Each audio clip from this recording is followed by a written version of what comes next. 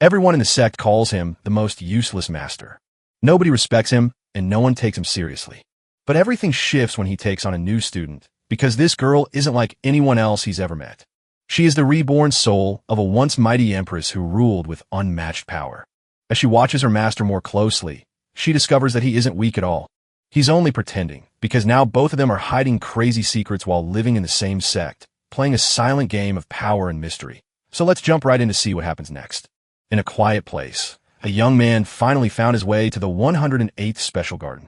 His system pinged him that the great law of many faces had reached level 9, leaving him to wonder just how strong that power had truly become. He clicked open the status panel to see he was 23 with a 3-star talent and a 1-star intelligence, which made him grumble at the system's harshness, though he was thrilled that his rare human manifestation ability was already level 10, finally putting him on track to meet the soon-to-be half-saint, Qing Shuer. Feeling so happy about everything, he gave his tool a quick kiss to say thanks. But right then, a woman showed up and thought the scene looked really weird. The protagonist gasped and yelled that she was messing everything up. But she just held his head and softly comforted him, telling him that since her young disciple had grown up, she'd need to drop by to see him more often. Qintin warned that he couldn't breathe and insisted, once more, that she wasn't imagining things. Yet, she told him to be quiet and said she understood everything since he was an adult who had been alone on Zhangjin Peak all this time, and it must be hard to endure loneliness when the night is deep and quiet. But Qintin asked her to stop saying such things because she was not understanding anything. But he quickly changed the topic to ask her why she was there. She told him that the Kuan Sword sect was recruiting new disciples and that the sect master wanted him to go too. Since becoming the master of Zhangjin Peak, he refused to take on any new disciples, which made the sect leader think highly of him. So even though teaching felt exhausting to the protagonist, he promised to show up anyway. He told her to wait while he changed, but she insisted on coming with him. So he felt embarrassed and said no, thanking her anyway. At the same time, two people were chatting, sharing how the saints had run to the Kuan Sword sect and insisted the sect master needed to decide this matter himself. So they had to rush back to the demonic sect right away.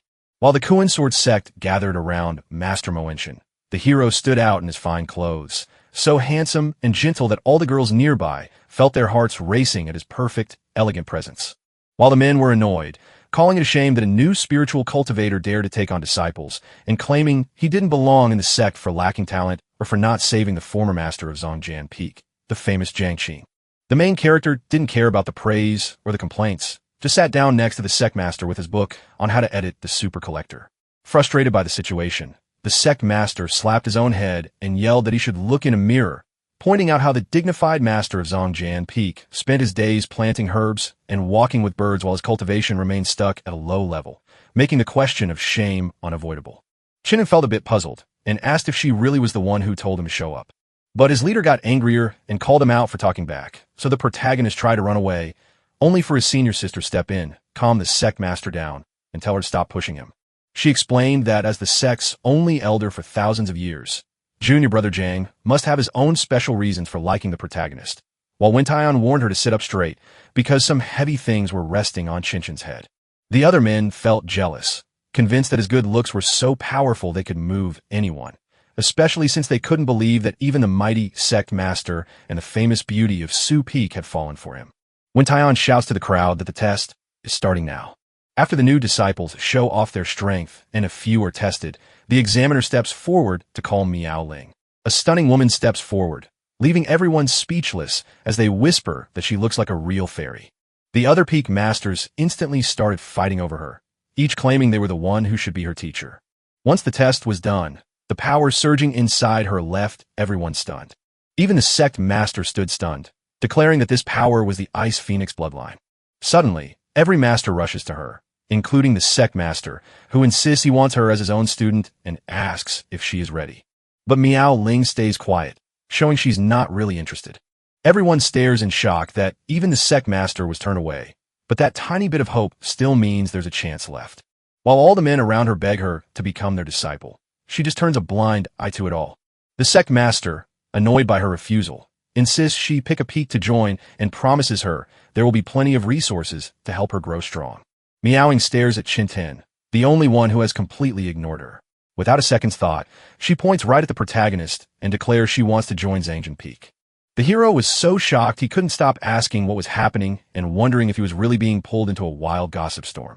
In a past life, Miao Ling was the unmatched emotion empress whose name echoed through history. But 3 top experts from the emperor's realm suddenly set a trap and caught her off guard. In the end, she was reborn into this new world, only to nearly be burned alive by the master of the evil sect. Thanks to this, she ran away from the evil sect and found safety at the sword sect by picking a weak master to follow. As long as no one finds out who she really is and she carries the complete memory of her past life, she will return to the emperor's realm to make sure every single person who wronged her gets what they deserve. For now, after accepting her as a disciple, he leads her to her new home. Even with total chaos everywhere, he insists the room works because the bedroom fits her perfectly, but Miao Ling can't believe a guy who never cleans his own place would think that counts. A buzzing fly lands near her, and she lets out a big sneeze. The protagonist reaches out to touch her face, but Miao Ling jumps back in alarm and asks if he's trying to do something bad. Confused, Chinny explains that there was just a smudge of dirt on her face, and he only wanted to help clean it, then asks why she is so upset. Though she trembled with fear from her time in the demonic sect, the protagonist let it go and reminded her that joining him as a disciple meant following his rules, which made her think how surprising it was that a man dared to be so bold with her when men in her past life wouldn't even dare to look at an empress. As the busy protagonist talks about how his time is taken up caring for plants, and he might not have much to teach her, Meowing stares at him, noting that the very finger he holds is the one she'll cut off once she regains her strength. Shinten then explains that next he will give her some easy jobs, but she keeps trying to guess which finger it is so she doesn't accidentally cut off the wrong one. After laying it all out, he sits back and asks her if she's really ready to follow his rules. Miao Ling drops to her knees and says she will follow, which impresses him since he can tell she still trains hard with her sword even now that she is his disciple. But the truth is, she intends to chop off both his hands just to stay safe. Just then, the system starts blasting repeated messages telling the host he's taken on a reincarnated empress as a disciple and insists he must teach her to cultivate. Plus, he gets amazing rewards like a powerful supreme sword technique and a top-tier glacial ice emperor sword, letting him unlock all his martial arts skills to a whole new level. The main character stared in total shock at the rewards, which turned out to be nothing short of amazing. He can barely hold back his thrill and starts jumping around, so his new student asks if he's okay. Chinten quickly steadies himself and explains that since she has joined him as his new disciple, he hasn't yet given her anything, so he would like to present her with something special. He grabs the fresh sword the system gave him and holds it out to her. Meowing, who didn't expect much from her master, wonders what good things a simple cultivator of the spiritual realm could possibly offer. The instant she grasps the sword, warmth flows through the blade, and she instinctively squeezes her own hand hard. She takes a closer look and realizes it's actually a top-tier weapon from the first emperor. Still not believing it, she asks if he really means to give her that as a gift, and after he confirms it and says the sword should be fine, she finally accepts. She can't understand how he thinks calling that amazing sword acceptable is enough, and she wonders if he even needs to brag since the sword is already way beyond just okay. Every weapon, move, and potion starts at the yellow level and climbs through profound, earth, heaven, emperor, and sovereign tiers, with each stage split into lower, middle, upper, and peak grades. In her past life, a modest weapon from the emperor's collection became the very thing that caused her to fall. Suspicious, she tells her new master they've never met, wondering why he's giving her something so rare and precious. Shinten asked why he was questioning the normal custom of a master giving a gift to a disciple, then admitted it made sense, though she noted the present was quite extravagant. She points out that since he has a pair of old, worn-out socks, she can return the fancy gift and give him those smelly ones as a present for his disciple. But she immediately refuses because she doesn't want to wear them, so she decides to just secure the sword right now regardless of what's really going on. Once she decides to take the gift, she pricks her finger and lets a drop of blood fall on a blade. Suddenly, a terrifying amount of energy starts swirling around her, making her scared and confused, but it only grows stronger until it builds a huge pillar from the ground all the way to the sky that everyone for miles can see. As the other woman, a bit farther away, feels that strange presence, she mutters that it's quite interesting and promises to leave her hiding spot to visit that sword sect herself. The protagonist steps in and makes the sword vanish to hold all that energy. He scolds his disciple, snapping that she needs to stop playing around because the sect master has arrived. Meowing couldn't believe how he killed the strange beast with just one quick move. Shinten gently asks her to step outside with him. Outside, when Taion waits for them, but she ignores the sect master's greeting to storm up to the protagonist, screaming that he's a scoundrel and demanding he explain what caused the trouble on her peak, only for the protagonist to challenge her by asking if anyone in their world could really create such a mess. When Taion finally agrees, and the protagonist insists it was just a one-time glitch that can't be fixed. When Taion scolds him for asking too much about dangerous matters, warning that such an anomaly will bring trouble. But the protagonist calmly replies that every strange event is just like a passing dewdrop or flash of lightning, so there's no need to panic. When Taion starts walking away, telling us he just needs to be a little more careful.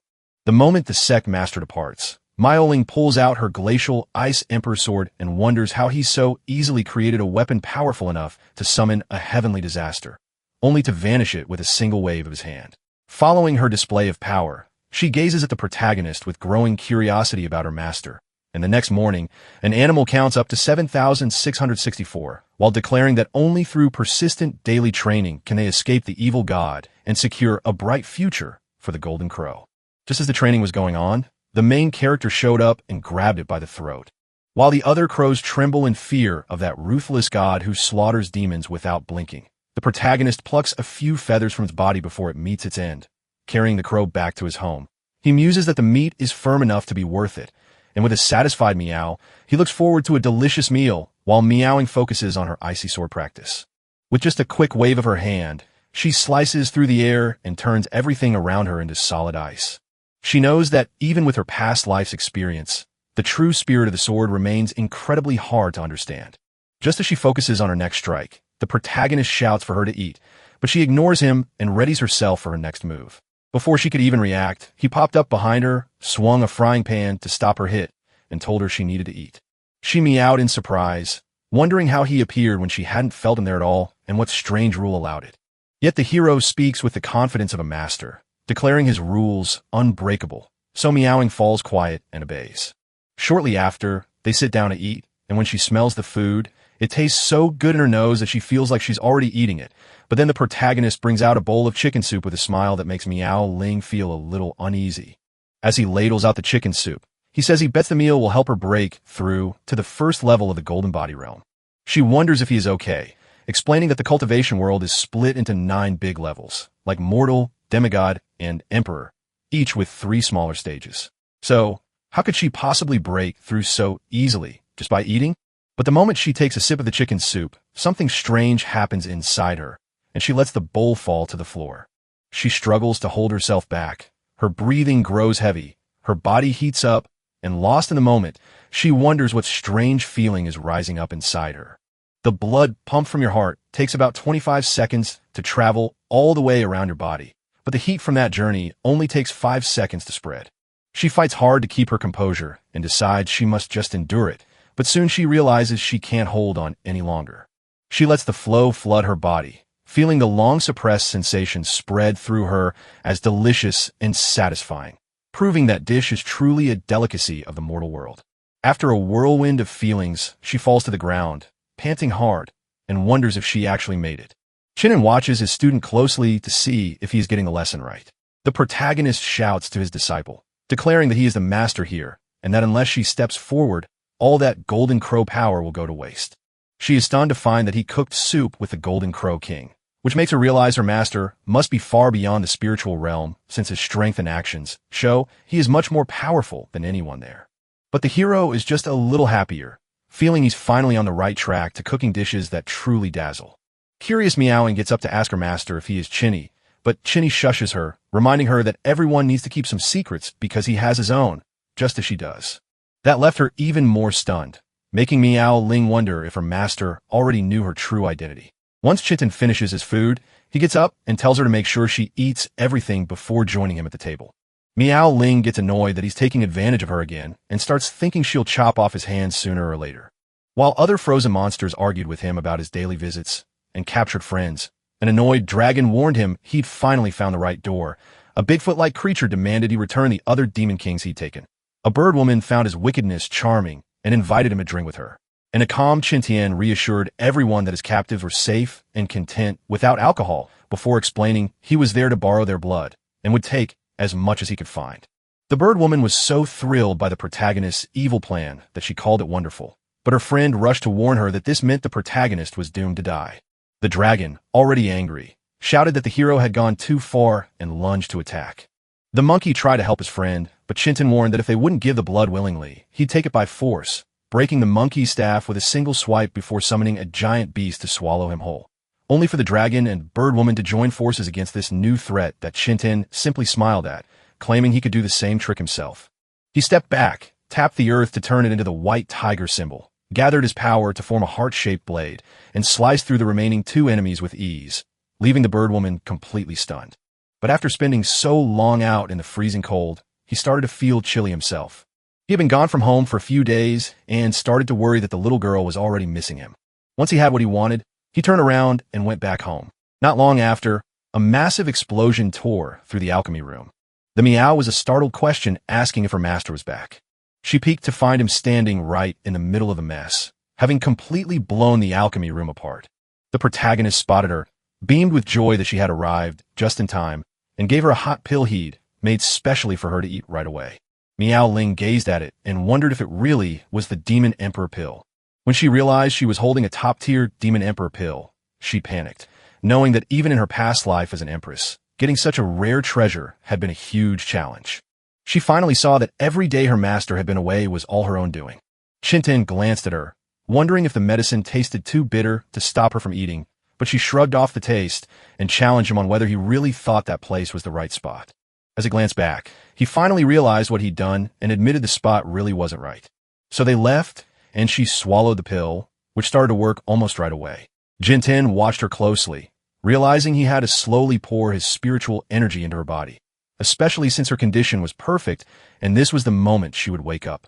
Suddenly, she spun toward him, shoved him back, and pressed closer until her body burned with need, whispering that she wanted him. So suddenly he was shocked and asked if she really meant it, only for her to silence him with a touch. Qintin believed he had been reborn with a special system, but now he was in deep trouble as his pure heart was being tested. Her meows were silenced, proving her master had no escape, so he shouted for her to realize they didn't know each other well enough for that. But she refused, saying that without intimacy they could make it happen right then, because just smelling her master made her feel ready to take the next step. The energy around her shifts, and he realizes the Demon Emperor pill's power is fading. So thinking of his honest nature, he decides to guide her awakening. As a true master, he directs his energy precisely, but she bites him in her excitement, leaving him mildly annoyed while she laughs. Suddenly, she feels something growing inside her until the awakening finally strikes, sending a flood of power rushing through the air. Qintin knew right away that his big break had worked. Right after that, the system popped up to tell him he had unlocked the Emperor rank Ancient Ice Phoenix bloodline, shot up a realm, hit level 1 in the Nirvana stage, bumped his talent to grade 7, and doubled his rewards by 60%, leaving him feeling like he'd gotten an amazing haul without losing his innocence for once. After meowing, he fades in and out of consciousness from the sudden energy spike, so he decides to let her rest for a bit. Sometime later, while sipping his tea, he notices she has woken up, and when she asks what happened between them, he firmly reminds her that as her master he is steady and unmoved, and since she was the one who started it all, she needs to be more careful in the future, because there is a clear line between master and disciple. Still confused, she asks what he means, but he just runs off to take care of something. Miao Ling stared at her hand in shock, then suddenly gasped and yelled for her master to wait. Just as she is about to chase after him, the sect leader and his followers show up to ask if her special bloodline has finally awakened. Miaoing couldn't think of a reply. The leader, thrilled, declares that heaven has blessed Cohen with the potential to enter the saint realm, promising the sect a second such power. Just as usual, the jealousy others feel is out of control and deeply regrettable. So the other peak masters insist that talented Miao Ling should leave this useless protagonist's side to find a better guide, but the sect leader agrees while Miao Ling snaps at them, angrily reminding everyone that her master made her strong and demanding that anyone who badmouths them must leave immediately. Just as everyone is stunned, someone dashes in screaming that something terrible is happening, and a master scolds the young man for speaking without dignity. The young one apologizes for his actions, but insists there's no time to argue, for the demon race is attacking the sect right now. When Taiyan urges Miao Ling and Qinshin to hide, while the young man's master scolds him for repeating a false claim and demands to know if he is truly sure this time that the demon race is here. He nods and says it must be the phantom of the Ice Phoenix that caught their eye. The sect says that if that's true, They'll head out to face those demons. A crowd gathers to watch, but a small army of demons hovers overhead. One of them shouts for the Ice Phoenix bloodline, demanding they hand it over right now, because just the leader's scary presence makes the air feel heavy and dangerous. Even Miao Ling, who is far away, starts to feel sick as soon as he smells the scary dragon demon emperor's special energy. She felt a familiar warmth stir deep inside her, a connection she instantly recognized as the dragon spirit within the demon emperor pill mixing with her own phoenix blood to unlock her truest feelings, which explained her strange behavior toward her master. So she rushed to open the door and call out to him, only to find the house empty. The sect leader lets her power surge outward and scoffs at the dragon demon emperor for daring to make such a bold claim. He lunges to strike her, but she blocks his move effortlessly, snarking about how his scary reputation vanished and mocking his weak attempt to wreck that place. The emperor confesses that he simply isn't strong enough. With Qingpeng and Mihu joining her, there will be 3 demon emperors in total, which might just be enough since they'll arrive in 5 minutes, and she won't be able to protect the sect by herself.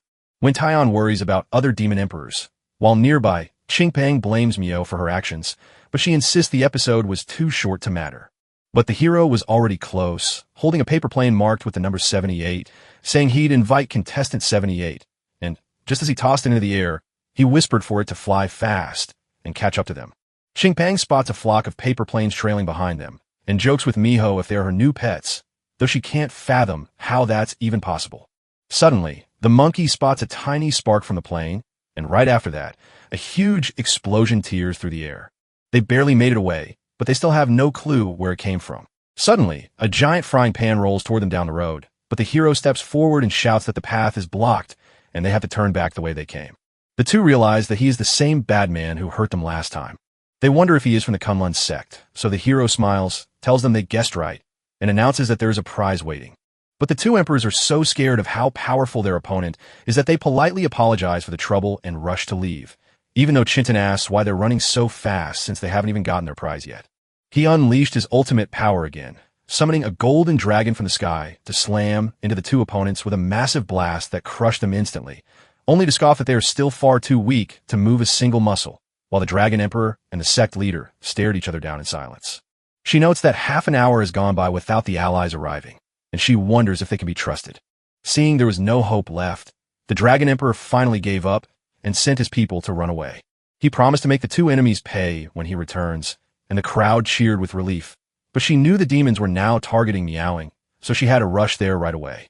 As he walks away, the dragon emperor is so furious that he's convinced he's been stood up by those 2, and just thinking about it makes him want to explode, but one of his helpers tries to calm him down and offers a drink of water. The emperor stayed angry, claiming that nothing would fix their mess if only he were strong enough to tie up that smelly woman. So his fury blinded him to Chinchin walking past on the other side. Chinchin carries the cow home, noting that it's been too long since he ate meat. So tonight he's sure to make a big meat stew. The next morning, the hero wakes up in a sun so bright it hurts, only to realize something's wrong, because from his window, he can still see the sunset, meaning he must have slept through the whole day. He recalled how Miao Ling used to bother him every morning, telling him it was time to cultivate and that he had to get up and practice with her. After a month, he finally found peace because she stopped bothering him. Feeling pumped up, he dashes after the cow to ring in the celebration. Later that night, Miao Ling is stuck in a cage, alone in the middle of the dark forest. The protagonist approaches her to let her go, insisting it's time for a wonderful meal that night, but she refuses again, claiming she no longer feels the need to eat. He gets confused by the red threads swirling around her and asks what happened before she became so beautiful. But Miao Ling tells him not to touch her, saying it's just a side effect of her special training. The protagonist pauses for a second, then remembers that he's heard this story before. She tells us that seeing destiny means losing your feelings, and that Taiyish is a special practice that teaches you to feel nothing so you can become an emperor. The protagonist snaps at her, telling her she is dead wrong and has gotten it all mixed up. He explains that the technique isn't about having no feelings, but holding them with a wide open heart and stepping back to see the big picture, leaving Miao staring up at her master like he's a god to ask if she's lost her mind. Her master tells her that being too emotional or too cold won't work for her, so since she's a sword cultivator, she should follow her own heart, and he points out that the heart sword art can help her do that, just like it helped him defeat the emperors and reach the supreme realm. So he asks if she wants it for only 200 taels.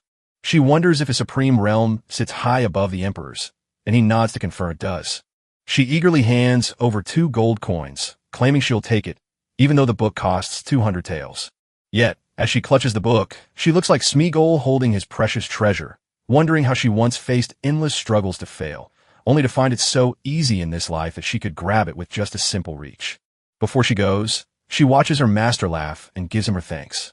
The next day, a girl walks up and calls him Uncle Master, but he tells her to be quiet.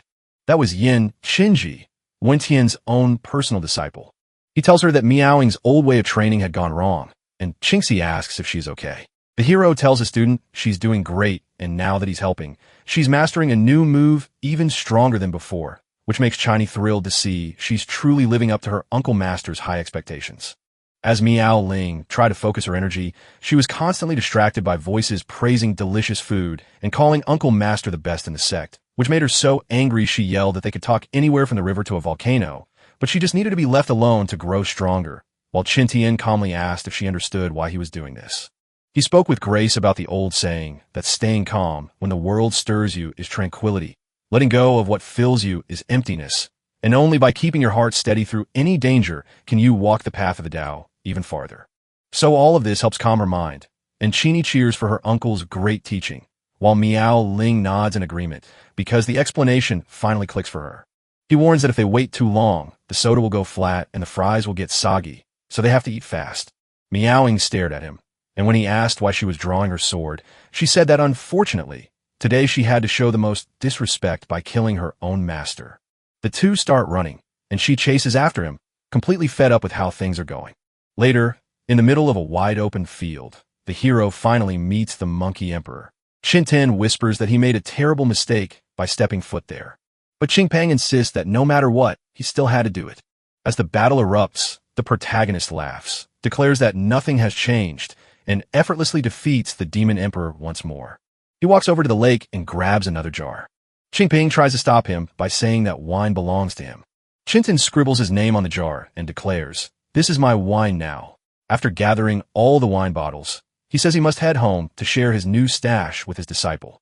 As the emperor weeps, the hero walks away calm and ready, noticing that his system needs a checkup since it's been too long, only to find rewards waiting inside and his powers, from his body to his laws of space-time, all upgraded to level 1 with a new spirit summoned to help him. He is thrilled by the rewards and cheers, shouting that it's time to take flight. Meanwhile, high up on Hidden Sword Peak, Qingxi celebrates her victory over a 10-year struggle with sword intent, thanking Miaoing for the help that made it possible. Moling says it's nothing since working together let her gain something, while Qingxi hugs her tightly, admitting she wrongly blamed Meng at first, but insisting the real fault was the protagonist's, and that she is truly beautiful and cute. Qingxi waves goodbye, saying she has to go back to tell her master the good news. She stretches and lets out a meow, explaining that after all that training, she's covered in dust and just needs a bath. She rushes to the warm springs and finds her comfort there. Just a few minutes later, she's already expecting someone to show up. Chinny, who has been watching, calls out that he's ready a delicious midnight snack and invites her to join him, while Miaoing is shocked and insists this coincidence is absurd since it happens every time, whether she's changing clothes or even in the bathroom at home. Frustrated, she asked if this was on purpose or a mistake, but Qintin just told her to stop pretending she didn't already know it was meant to be that way. Moreover, he adds that he has aged some monkey wine for 800 years, so she needs to hurry and get dressed to drink with him, and she can relax because he won't wake up. Even though she feels bad about it, she still asks him to go quietly. As he waits, the protagonist mentions that his daughter has finally grown up. Miao Ling steps up to ask what's on his mind now that he's smiling so innocently. He stares in awe at how stunning she looks, gives an awkward smile, and tells her she looks wonderful in those clothes, which makes the Miaoing agree. She notes that the clothes her master bought are so tight around her curves that she can barely breathe. Suddenly, a button pops open and Qinchin shouts that it is huge. The cat chases her running master, who shouts that they should just talk instead. The next day, the protagonist cooked a meal for them both in the garden, and while they ate, she praised his improving cooking, while Qintin urged her to eat a little more. But then he spots something odd, and his disciple asks what's wrong, so he warns that the half-sane has drawn people to Kuan, which could cause trouble. He asks her to join him at the top of the mountain to watch what's going on. At the main peak's training ground, a group of people have gathered. When Taiyan mentions she heard that Elder Lang Yi has been challenging the top disciple of every sect, but she doesn't understand why, so Lang Yi just says it's all a misunderstanding. Langya, the elder of the Panglei sect, tells Xiaohua that he's stuck and needs to fight other sects to break through, though everyone really just wants to see the famous ancient bloodline, and Miaoing suspect the old fox is hiding something more than just a simple spar. Wentian offered his apologies, but Langya sighed that they just missed Miao Ling, who is currently hiding away. Xiaohua keeps asking if the lightning spell is ready, since waiting is making him bored. Suddenly, a young man bursts in to apologize for the delay, but warns that Xiaohua will regret letting him finish the lightning summoning, revealing he is the Thunder Peak Master's son. The young man springs into action, shouting that once this ends, there will be no point in crying, while Xiaohua just shakes his head and calls the opponent an average fighter. With just a mid-tier heaven-grade martial skill, he slammed the Peak Master's son into the wall, knocking him out with zero effort. The crowd can't even catch a glimpse of what just happened because it all moved by too fast. The Thunder Peak Master rages, yet Xiaohua steps forward to apologize, admitting the boy was far too weak to block even one move. He can't wait for the next fight, so he steps up to whoever comes next. But no one steps up, leaving him feeling a bit let down. Jinxie runs to her master and begs to join the fight, warning that if things keep going like this, every other disciple will lose their confidence. So her master warns her to be super careful. Jinxie agrees to call the junior sister for safety, but Wentian doubts her worth, leading Jinxie to scold her master for knowing nothing. She says that with the little uncle master guiding her, Mao Ling has already grasped the spirit of the sword and even caught a glimpse of something far deeper waiting just beyond that edge. Wentian can't believe what she's hearing and asks her disciple if she really means that the protagonist taught her Miaoing swordsmanship and helped her grasp the true spirit of the blade. Chinese says she knows for sure. The leader finally gets it. That boy has always seemed strange because he was holding back. Jinxie stepped into the arena and declared she would be the next one to fight. Xiaohua bursts into laughter and suggests that since the senior sister is stepping up, they might as well make a bet where the prize is a slot in the carefree secret realm. Wentian sees that the real game isn't just about winning or losing a slot, but about claiming a spot in the magical, carefree secret realm. She tells Jinxie to go along with it. Xiaohua calls the matter closed and shouts for the fight to start, challenging her to make the first move. As he sparks his Gale sword intent, and she matches it with her blade of winds, his excitement turns to action as he decides to show off his real power. Jinxie teases her that anyone can brag, but he urges her to watch closely as he readies his attack, revealing that this is a place where sword fighting has evolved into a powerful mix of sharp intent and skilled moves. He strikes her with a crushing blow, sending her flying high into the air and ending her chance to fight back. The leader panics as everyone watches her fly high, her sword dropping until the hero catches her, shouting that they've finally arrived. All the women stare at the protagonist, whispering that Uncle Master is so handsome that they envy the senior sister and wish they could be held just like him. Xiaohua gets jealous and shouts that he can't believe how those rude folks keep thinking like that all the time.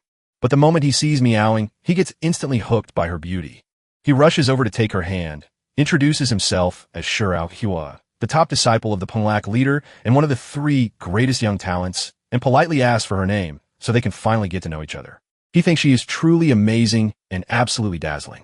Langya feels the real prize has finally shown up, so now she gets to check if she has any other special skills besides her family's bloodline. Chinny swats Xia's hand away and calls him an insect, which makes Xiaohua so angry that he thinks he's being called a bug and yells that Qin Tian is just sticky trash. The 2 women burst out screaming at him, pointing their fingers and declaring that the one covered in goo is him. Xiaohua shoves them to wait, whispering that he heard about a handsome but totally useless Uncle Master standing right there. So, everyone is tricked into loving beauty, which means he has to wake them up by proving that true strength is what actually counts. Chitin warns them not to look because that ugly smile shows he's thinking bad thoughts and needs a lesson, while Miaoing agrees she'll take him down in 3 moves without embarrassing their group, even though people doubt she can win after only a decade of training. But she carries an ancient bloodline that might make her grow in power far faster than anyone else. When Tian asks how long Qin Tian plans to keep holding Qini, and the protagonist explains that since she got hurt, he's just helping by stopping her wounds from getting worse. Xiaohua decides that since Miaoing can't be stronger than Jinxie's, he'll treat this like a friendly spar to show off his power and dedication. Once again, he acts all smug and tells her to make the first move. Before he could even blink, she hits him right in the face. Miao Ling calmly says that the first move is already over, and if her master hadn't asked for it, he would have been destroyed right then and there. Xiaohua shouts at her, claiming that if he hadn't purposely let her win, she wouldn't have even been able to touch him. He lunges back with a powerful move fueled by his sword's will, only to watch it shatter completely under her strike. Miao Ling admits her own moves feel clumsy and shallow, so she decides to show how true martial arts should blend sword intent with bone, flesh, and skin to create a different, deeper style. Xiao grows so desperate that she strikes him, leaving him no chance to defend himself. The crowd roars, declaring that a true genius is on stage and their trashy rivals can never stand against their powerful sect. Kneeling on the ground, Xia Hua wonders how she could have ever used the power of the great sword intent of realization. Miaoing insists that nothing is impossible and declares that the final move, the Jade Bone Wind, is here. Shirao Hua stood as weak as an ant against a mountain, and the attack crashed into him. The leader wonders if she really won. Shirao Hua is frozen in place, while everyone cheers their victory, praising the young sister for being unbeatable among her peers. The old elder springs forward with a beaming smile to grab his disciple, because he has finally found exactly what he was searching for. Once the fight was over, Qintin and Qing praised Miaoing, making her feel a bit shy. Far away at the mountain's peak, Langya told the palace mistress they'd found the perfect host, someone with the ancient Ice Phoenix bloodline who has mastered the sword to perfection. Mu Yui tells us that Laya did a great job and promises that once she gets her body back, she will bring the eastern continent together and be given huge reward. He bows his head and gives thanks to the palace mistress for letting him serve her. Iku vows that once she is free, she will make the empress pay for her cruelty 100 times over. While a group watched from a mountain peak in the secret realm opened by the Panglai, Kunlun, and Tabi to offer treasures and herbs every 20 years, the young woman explained that only those below the Nirvana realm could enter, for anyone stronger would be forced out. Second, only 9 people can slip inside once it opens, and the special token in their hands is the only way to reach that hidden world. Once they step into the secret realm, they have only 7 days to explore, so she urges them to make the most of this short window before leaving, promising to wait for word from the elite. Once the explanation was done, the group leaped forward to enter, and Iku, who was ready, spotted Miao Ling stepping into the secret realm. She told one of her helpers to show her the way.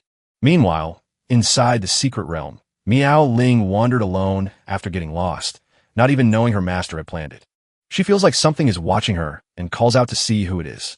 Suddenly, a figure charges at her, but she flinches in surprise, then strikes it down effortlessly. As a scroll drops from the fallen figure, she snatches it up and starts reading, wondering if this is the chance her master promised her. It's a treasure map that leads straight to the hidden spot where the holy celestial phoenix fruit grows. She remembers that fruit because eating it will push her past the Nirvana realm and put her just one step away from the creation realm. She jumps with joy and dashes off to find the holy fruit. But Blackbird keeps a sharp eye on her. Eventually, she spots the fruit, and her eyes light up with excitement. With the holy phoenix fruit, she is about to leap into the creation realm. But the moment she gets close, she falls into a trap that locks her in place. Suddenly, Yigwei steps out behind her to claim the body as her own, while Miao Ling freezes up in fear, realizing this whole mess was a trap set by a mysterious soul trying to steal her form to be reborn. Iku quickly realizes something is wrong, discovering that the body she captured was just an ice clone. Furious that a small kid had tricked her, she snaps and smashes the clone into pieces. Suddenly, she hears a noise and charges in, only to find Miaoing standing calmly outside the explosion as if it never happened. Iku is stunned to discover she has become the cruel empress. Miaoing asks who the idiot trying to attack her is. Iku's rage boils over into shouting, as she accuses Miao Ling of bringing down the heavenly demon palace and destroying her own body, demanding to know if Miao Ling has truly forgotten.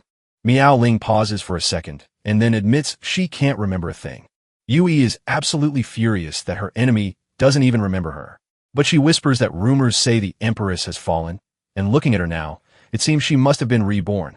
Miaoing just laughs and challenges them to find out if she's right, while Yu confidently declares that the rumors are true and the Empress has lost her power. At this very moment, she is just a weakling within the Nirvana realm. Suddenly, she lunges forward, commanding the Empress to hand over her body, but Maya Ling slips past the blow and swings her ice jade sword to meet the threat. The fight between them grows so huge that it sends explosions rocking through the whole forest. Iku suddenly understands that the blade stopping every one of her strikes is an imperial weapon.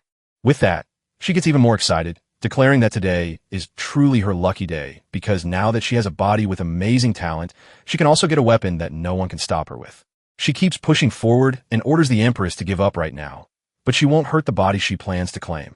However, Miao Ling chops off her own hands to tell Izu that it's ridiculous, since she's just a soul in the Saint realm with no physical body left. But the secret realm's rules cap outsiders' power, so anyone stronger than Nirvana must hold back their own strength to step inside. So Iku isn't the only one, dodging the blow and laughing that the Empress has a point. Even in this happy, hidden world where no rules seem to matter, there is still a sneaky way around them. As she lets go of her power, a huge force presses down on them. Meowing gets worried when it realizes this is the power of a half-saint. Suddenly, Iku vanishes and reappears behind her in a blink, revealing that she is now a near saint with a physical form once more. Meowing discovers she can't move and asks when it started, but Iku reminds her that gaining this power, which lets her fight inside the secret realm and surpass the Nirvana level, cost her so much pain and hard work. Once on the edge of death, she knew she had to grab her soul back fast because she still had enemies to kill and her revenge to finish. As a beast lunges at Meowing, she only realizes it's a monster once she steps into the half-saint realm, but that very limitation becomes her strength, allowing her to still destroy it. The moment Miao Ling knows she can't win, she taps her amulet to summon her master, Qin Tian, signaling that his move is next, and he hears her call instantly.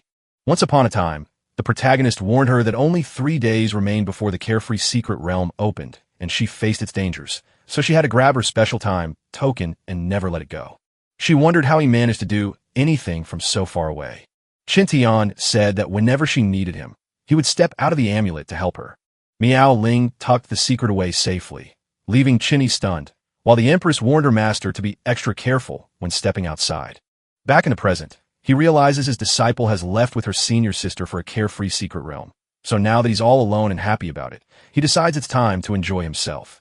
He walks into a restaurant and asks for a bowl of noodles. He was so impressed by the city's smells and taste that he knew the dish truly lived up to its famous reputation. As he eats, he hears his disciple screaming for help and starts to doubt if that really is a distress signal. Xiao Hua was placing his order when Qin Tian suddenly vanished from behind him.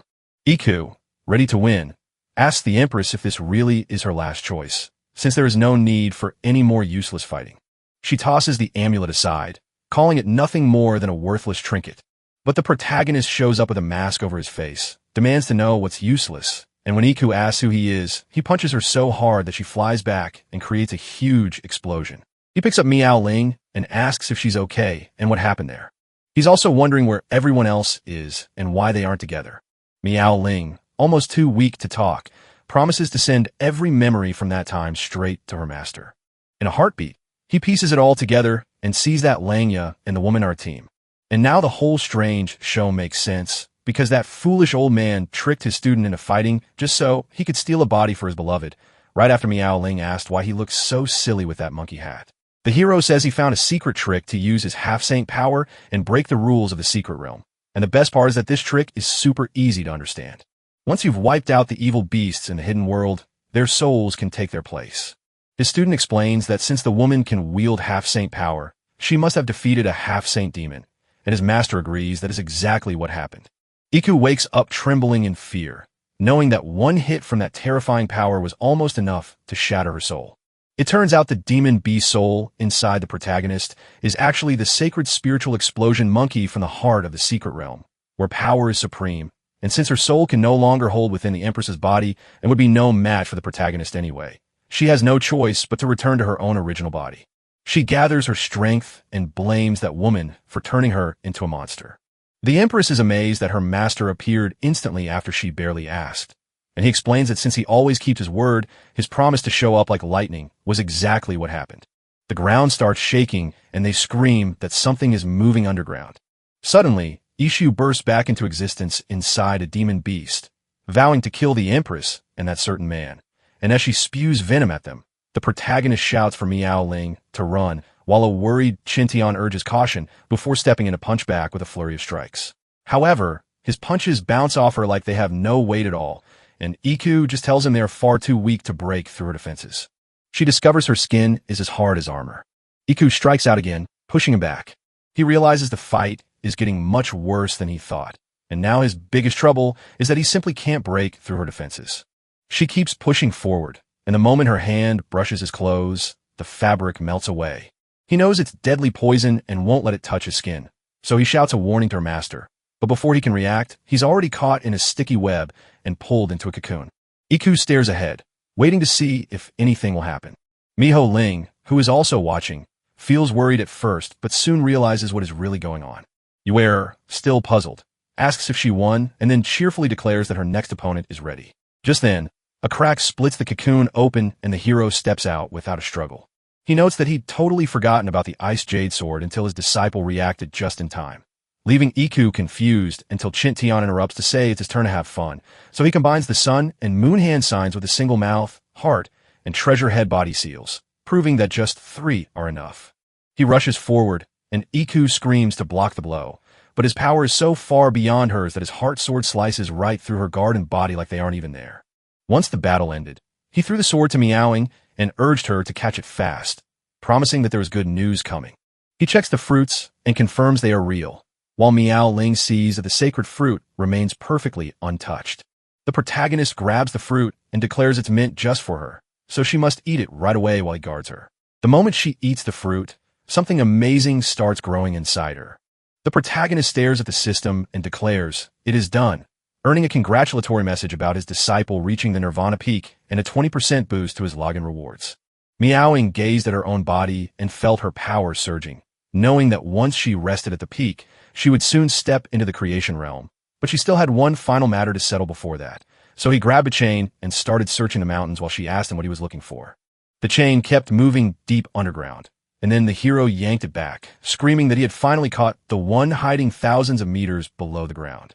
He has finally taken Langya. She can't believe the Grand Elder is actually there, and Langya points out that while everyone calls Kunlo's youngest uncle useless, the protagonist has fooled them all. Tian says she must go back right now because her noodles are getting cold, so she'll leave that useless old man to her. She asks if he's really leaving already, but her master says not to worry since he'll give her the last bit of the spiritual explosion monkey's power, letting her hold on a half-saint strength for a while. He vanishes into thin air, telling her he'll be waiting for her at the peak. The heavy chains holding the old elder are finally starting to give way.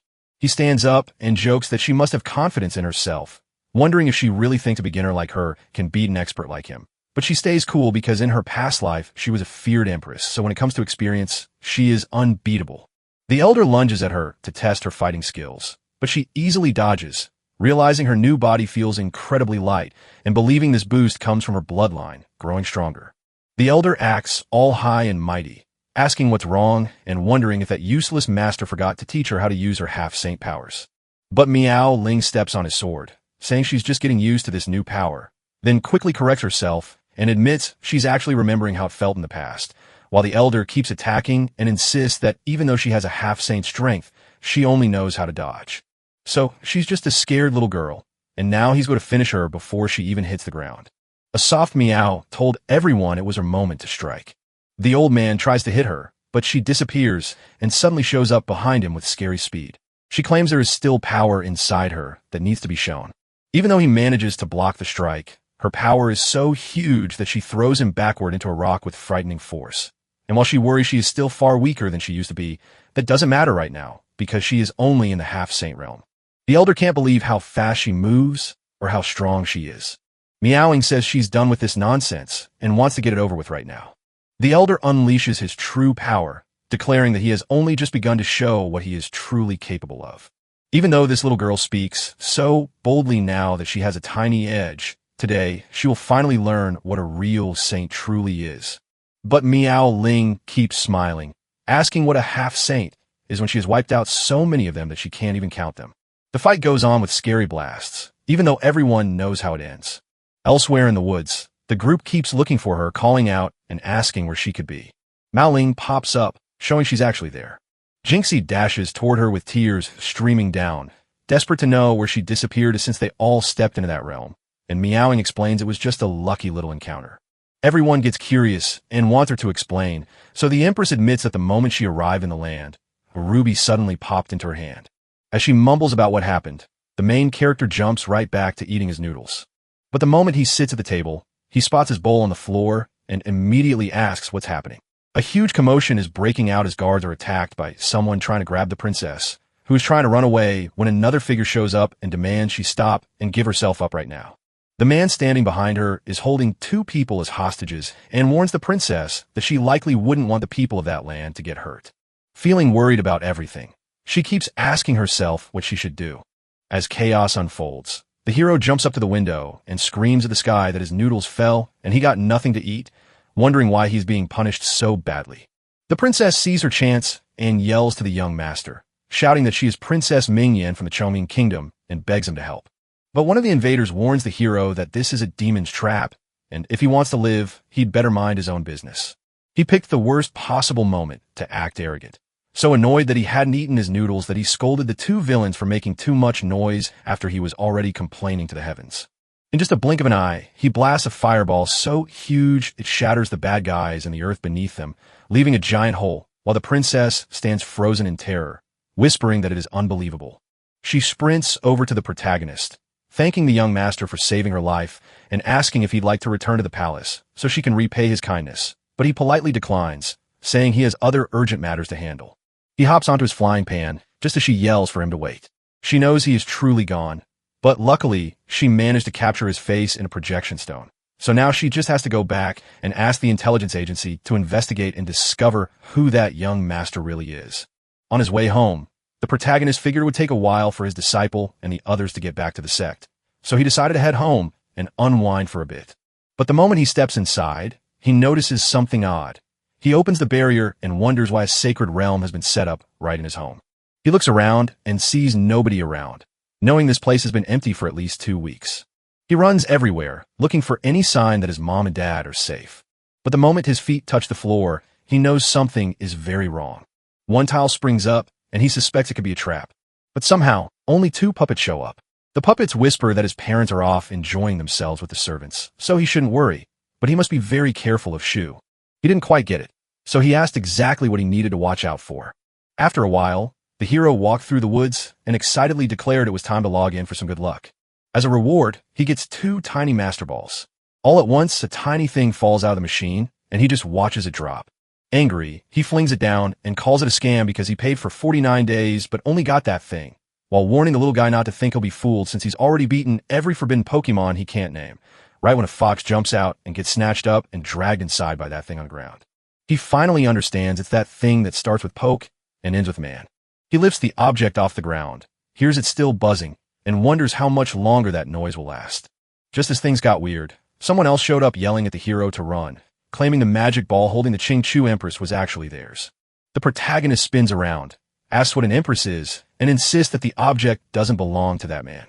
The man is so dazzled by the protagonist's beauty that he steps closer, declaring she is the empress of Qingchu, warns that the terrifying Emperor Alliance wants to catch her, and begs her to hand herself over so they can retreat to a quiet place and practice their cultivation together happily. The man squeezed a part of his body and said that a powerful song suddenly woke up inside him. The protagonist screams in horror, begging the pervert to stay away. The man gets so mad he starts weeping, shouting that the young man deserves to be crushed forever for speaking his mind. But Chinchin dodges the attack and keeps his item safe. The man is so mad he yells at the hero to stop running and give him the sphere right now. But the protagonist keeps yelling at the creep to stop lying, because that sphere is his. The man goes absolutely wild with rage the moment he hears that word again, swinging wildly and smashing everything around them until the hero finally tosses him aside, though the thing keeps screaming until it suddenly goes quiet. The man chasing the protagonist is so tired he says he can't keep going. Chint Tian yells at him, calling him a pervert once more and declaring they'll never meet again. Again, the man reaches for his enemy, only to stumble right into a trap. While the trap does the heavy lifting, the hero walks away, still wondering if that fox is safe to eat. Sometime later, the fox wakes up at the protagonist's home and realizes it isn't the Emperor Alliance, so it asks where it is. Confused by everything, she wonders if someone saved her. Chintin, who had been waiting, tells us the fox has finally woken up and then turns around to ask who he is. The main character tells her that she has arrived at the Koan sect and that he is the one who saved her. The Empress doesn't believe him and orders him to stop bragging, reminding him that a spirit movement realm cultivator like him could never save someone from the powerful saint realm. Chintin just smiles and says, "Believe it or not, that pervert has already turned into fireworks." The fox tries to bolt, but the hero explains that he didn't just save her. She also stumbled and knocked him out with his magical treasure. By signing a preliminary contract with her, he made sure she couldn't wander too far from his side. The fox begs him to tear up the contract right now, so she can escape, but Qinten says no, warning that if she breaks the agreement, the rules will erase her instantly. He keeps reading and finds out that unless the whole contract is signed, the fox will be brutally killed in just 3 days. She still won't believe him and demands to know who he thinks he is fooling. Qinten wonders if she can dive into her own sea of thoughts to feel the secret contract hidden inside, since she believes it must be there. She takes a chance and finds he was right, so she asks if there's no other way to fix it. She admits she was wronged by powerful enemies, warning that signing her contract would drag him in her bad luck, but Qintian calmly assures her he is too mighty to fear such consequences. The Empress thinks she's met a big-talking, actionless fool, but with no other choice, she plans to snatch the object and run away with it. The hero snatches the fox's paw to make her sign the contract, explaining she's free when she beats his power or when 100 years pass, and her excitement spikes at the thought that she'll easily surpass him in just a short time. She signs the paper, and the system shouts that it is done. Because of this, he earns the ultimate cultivation technique, while the fox realizes she must train hard to regain her strength and free herself from the contract, only to suddenly feel sharp pain in one paw from her earlier severe injuries. The protagonist smiles, calling himself a good boss before telling the rookie puppy to wait a moment so she can eat first. The fox turns on the rookie puppy, claiming him and his whole family are his own. Because of that, she turns away from the food, yet her hunger only grows. She makes an excuse to eat, claiming she just needs the strength to cultivate. She takes a bite of the meat and suddenly knows it belongs to the Demon King. And then, out of nowhere, another tail suddenly appears. She suddenly fears she's been tricked because once she finishes eating the entire table of Demon King meat, her power will explode past the spirit movement realm. Later, the fox tries to run away at all costs, but the protagonist grabs her and warns that her health is too low and the place is dangerous for her to be alone. Yet she keeps refusing help until her paws slip and she falls into the water. The protagonist glances around, wondering where the fox has vanished. Then, a woman surfaces from the water and calls the hero a scoundrel. She leaps on top of him and grumbles that he clearly doesn't understand what humans say. But all he really takes notice of is how well-endowed she is. The hero never expected a tiny fox to be so stunning or stand with such a majestic presence. The Empress sees his meaning, hides her shame, and orders him to leave, only for Qinten to ask if she really wants him gone since he had something for her. The fox popped up with just her eyes above the water, calling him a terrible pervert and saying she didn't want anything from him. But the moment she spots it, she asks if it's a celestial fox pearl, and the protagonist nods and says it is. If he's right, these magical pearls form when a sky beast dies and its power squeezes into one spot, making a fox's soul into a fox pearl and a dragon's into a dragon pearl. No matter what race they belong to, every celestial is a supreme treasure of the empire. Thrilled by what's happening, she stands up and asks if he really means to give it to her. And when he says yes, he adds that there are a few conditions. The fox asks what the rules are, since she won't agree to anything complicated. He gazed at her and asked for a kiss. She refuses to accept that idea, calling it just an imperial treasure that isn't worth her precious kiss. The protagonist questions if she's really serious, since he had planned to gift her the cultivation method and the celestial pearl after their kiss, only for her to laugh and almost cry because she expected something more and was shocked to learn it's just the supreme art of the celestial fox. Her fox race's nine-tailed celestial scripture is already the best imperial technique known, so she has no need for the supreme fox art he holds. Chinny gently reminds her that jumping to conclusions too quickly isn't a good habit and asks if she really doesn't want to read it first before deciding. He hands her the technique, and she agrees to take a look. Yet she insists that for the fox race, no method in this world compares to the power of the nine-tailed celestial scripture. He rolls his eyes at her mood, but stays quiet while she reads. After a while, she gasps in shock and admits that the cultivation method really works, allowing her to keep rising until she reaches the celestial fox realm. After countless years, there has only ever been one celestial fox born from the stars and Earth's treasures, and once she arrives in her realm, taking revenge on the Emperor Alliance will be as easy as turning a hand. She wonders if he's truly giving it to her, but when she looks up, he's gone, and she panics, asking where he disappeared to. The man standing behind her insists that a real man never breaks his promise and tells her that a glass of wine after a bath is wonderful, wondering if she thinks it's worth it. Since the trade is worth it, she says a kiss is just a kiss and decides to go ahead. Qinten gets ready and says he is now ready. Just as the two steps closer, Miao Ling jumps in and hurls her sword right between them. The fox jumps back in fright, claiming he barely missed her and warning that a danger might have shown up. So furious, Miao Ling declared that her promise to her master forced her to leave the secret realm without a single moment of rest, just to rush back. Chintan asks her to wait and listen, but she shouts him off, telling him to go straight to hell and calling him a perverted master. Finally, the fox by Xiao, the imperial daughter of Qing Chu, had regained her power and reached the half-saint realm, only to find that her hopes were not realized. She storms back inside, furious, and demands to know why the contract hasn't been broken even though she's already reached the half-saint realm. The system told him his tiny pet's 9th-rank strength earned him a reward, and as Miao Ling wished the little fox good morning, the protagonist admitted he knew nothing about the contract. Furious, she yells at her master, calling him a great liar, a mysterious man, and a stinking pervert. Meanwhile, in the dark land of the demons, the three rulers march straight to meet their mighty master. The holy demon lord wonders why they don't stay in their own lands but always rush to her side, only to find the expert protecting the ancient Ice Phoenix bloodline so fiercely that he wounded one of them badly enough to keep him hidden and recovering until now. The demon lord calls it fascinating and demands to know where the bloodline is. Miho reveals that the ancient bloodline lives on within the Kunlan sect. The demon lord demands to know if those three ancient mortal sects were behind the ambush that once stopped his growth and left his power stuck for so many years. He tells the three to rush and bring the demon race together, because in just 3 days they will wipe out that sect. As the demon army started marching, Wen Tian rushed to the ancestors to beg them to leave their hiding and stop the mountain holy demon from destroying the sect. But the ancestors told her not to worry and instead to join forces with the other two sects while their own elders would handle everything else. Meanwhile, the hero watched his two students train until they finally reached the Saint Realm. He also claimed the Death Sword reward, which changed shape 12 times before achieving dual eternity. 3 days later, the three emperors led their army forward. But the three sects had their own army ready, and a huge fight broke out between them. Solan stepped forward, trying to face Mio directly. But her strength wasn't enough, and she was caught right away. When Taion grew worried and distracted until the Dragon Race Emperor walked up to ask what she was searching for. Mio thanked the tree for its help and declared that they must now send Jade Sword Peak down to hell. Then all of a sudden, a huge boom shook the ground. Moing showed up to rescue Sulin and told Mahu that her rival had finally arrived.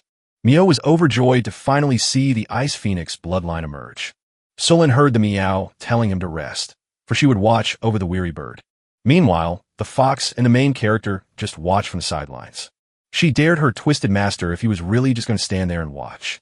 As the two women started fighting, the pressure around them grew so strong that it caused huge explosions everywhere, even tearing the sky apart. Maya Ling started to turn the tide and struck her opponent with a heavy hit. Mio flew into a rage, screaming that a lowly second realm cultivator had the audacity to destroy her glory and perfection. Because of that, she had to be punished by breaking her arms and legs. Miao Ling managed to block the attack, but then she noticed her strength was almost gone. Mihu spotted a gap, swung her fist, knocked her opponent into the air, and crushed everything in her path.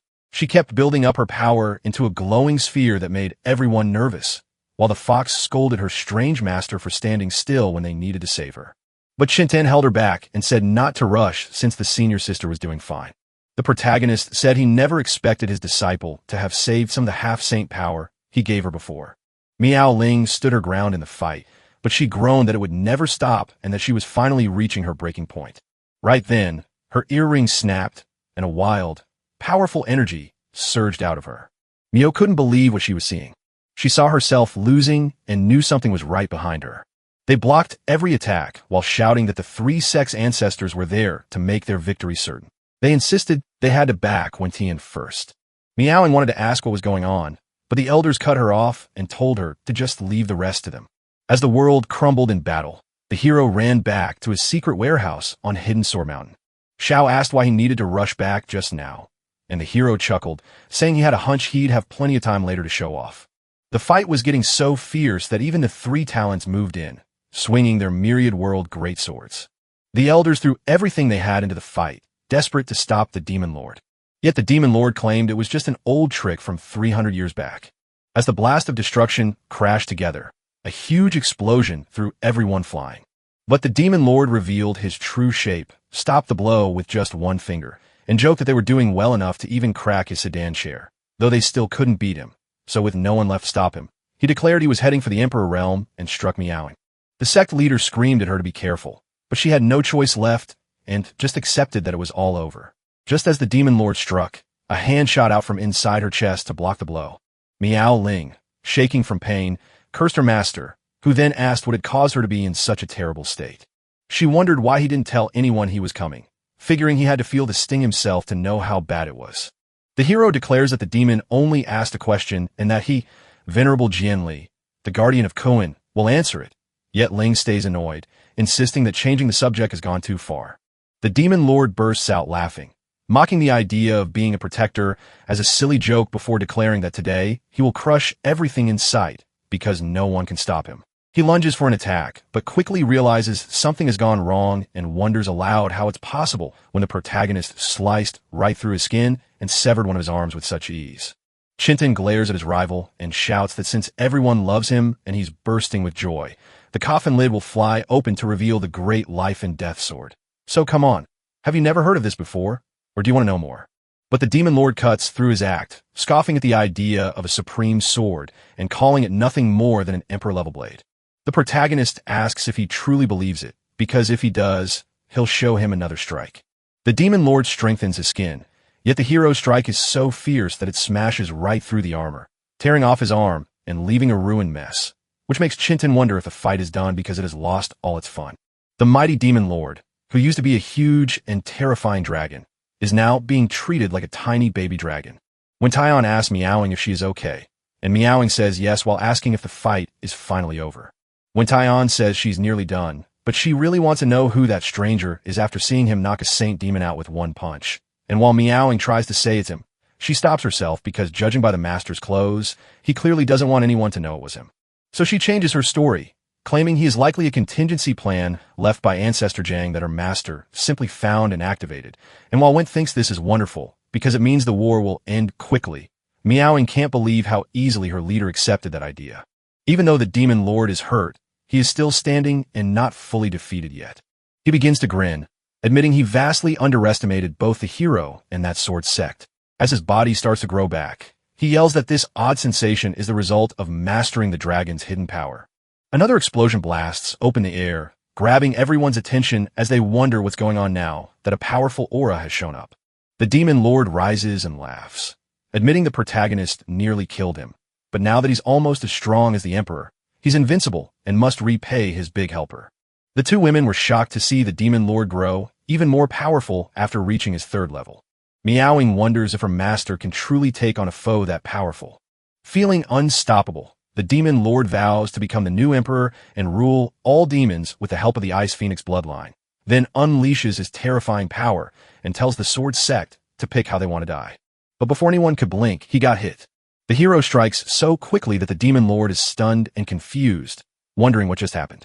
Confused by what just happened, he claims to have reached the third level, but his body suddenly goes limp and his head tumbles to the floor. The hero admits that while he originally wanted to have a good fight with the demon lord, he got bored because the guy talked too much. Now that the demon's king is gone, the war is finally over. The demons crumble into ruin, and their powerful emperors are finally caught. After watching the saint's ridiculous defeat, the hero uses Gar's gourd to stash away the demon lord's corpse, knowing that a golden dragon body in the saint realm is a priceless treasure. Miao Ling steps up to him, and he tells her he's leaving first.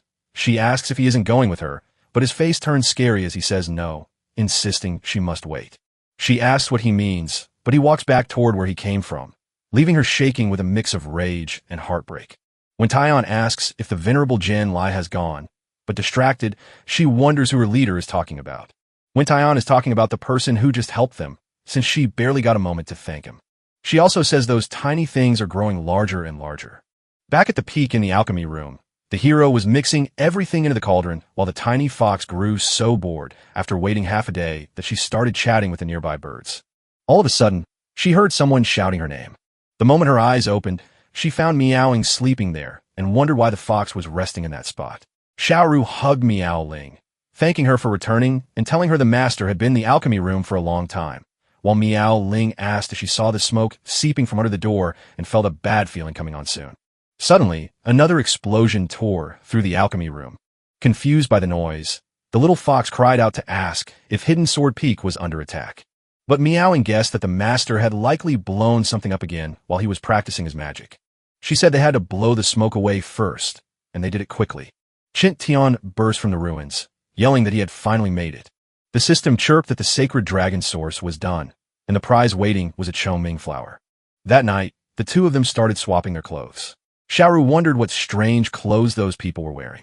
Miao Ling said she didn't know, but she felt these new clothes from her master were far more comfortable than the old ones she used to wear. The tiny fox whined that the outfit was squeezing him too hard. The cat meowed that it would soon get used to it. Suddenly, he showed up to check if they were ready for the night of cultivation, only to be hit by a deadly weapon that could seriously hurt anyone who used it wisely. Once everything was ready, the three of them headed out to a little cabin outside. The master, deeply caring for his disciple, sharpened his skills and unleashed the desolate heaven finger, commanding her to watch him move 100 times a second while merging her body and mind with his. On Mai Ling, he used the 6 paths reincarnation fist, and her fist would become like a super machine gun. With that, she would be able to strengthen